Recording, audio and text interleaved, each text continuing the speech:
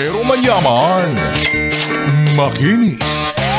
Mula ulo, mukhang talampakan. Hanggang talampakan. Tara na! At makipag-ututang dila kay Laika Barista! Hi at kaway-kaway sa'yo. Yes, friend, ngayong araw po ng Wednesday na ang aga-aga kanina, sira na agad ang araw mo dahil hindi ka nire-replyan. Nako! Alam mo, ako na mismo nagsasabi, hindi bagay sa beauty mo yan, ha? Isipin mo na lang yung mukhang yan, pinag-aagawan tapos hindi nire-replyan. Masyado kang hot para replyan ng mga cold. Sarit. Pero sa totoo lang, yes, friend. Alam mo, dapat hindi mo ikinakatampo yan o kaya dapat hindi mo iniiyakan yung mga ganyang klaseng tao. Isipin mo ha, skincare ka pa. Tapos iiyakan mo lang yung lalaking mukhang yokai. At sabay-sabay nag-search kung ano ang itsura ng yokai. Diba, skincare ka pa. Tapos iiyakan mo lang yung ganyang lalaki na mukhang hindi naman naghihilamos. O diba, napaisip ka rin. Huwag ganon. Know your worth. Know your worth, diba? At sa'yo rin na maitim, pero madaling ma-fall. Kanal yan, charot. Basta, if you're feeling down, paalala ni Laika Barista, tumayo ka lang. Maayong hapong muli sa mga maot at gwapa na yes friend natin. Kasama nyo ng kakakwentuhan, kachismisan at kaotutang dila rin. Ngayon pong hapon ng Wednesday, dito sa iyong paboritong istasyon, nakabonding ang 101.1 Yes FM. Yes, our friend. Laika Barista po. From 3 p.m. to 6 p.m. At nag-BPM na nga yung mga yes friend natin sa aking Facebook fan page para sa kanilang mga pabate, para sa kanilang mga pa-shoutout. Mamaya iisa-isahin natin yan. Babatiin ko kayo. But for now, sige, iipunin ko muna yan.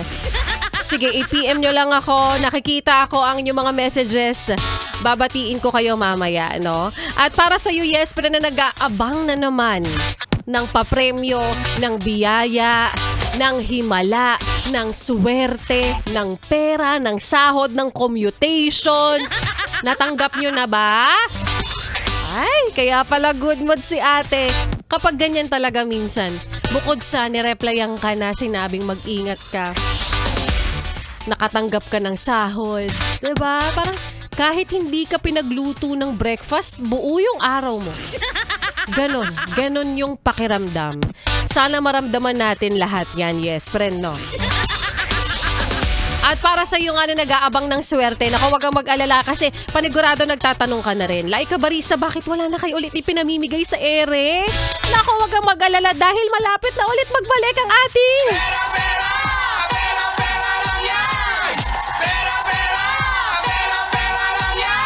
You know what, guys? We are happy that you are happy, ha? Happy kami kapag napapasaya namin kayo, kaya naman ibabalik namin ulit to.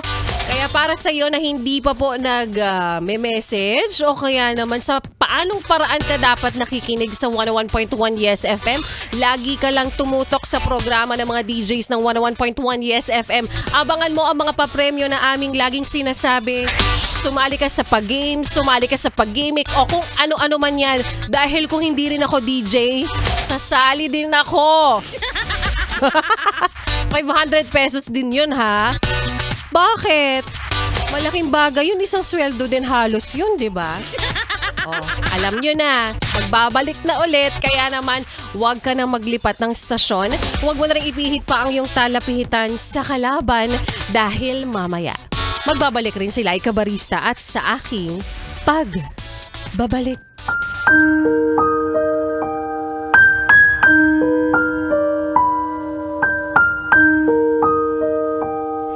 Para sa mga kababaihan na nagmahal lang naman pero ang pagmamahal na ibinibigay hindi sa lahat ng pagkakataon ay natutumbasan. At yan nga, Yespre, ng kwento na ating mapapakinggan mamaya sa aking pagbabalik para po sa ating Laika Barista Moments. Pero ngayon ituloy muna natin, Yespre, ang pakikinig mo, pagsabay mo, pag-tune in mo, at pagkaldag mo sa mga kantahan pa natin ngayong hapon po sa programa ko. Kasama pa ang mga susunod na kantahan natin. Dito pa rin sa iyong paboritong istasyon na kabonding ang 101.1. Yes! FM. Solid! Kahit na mahal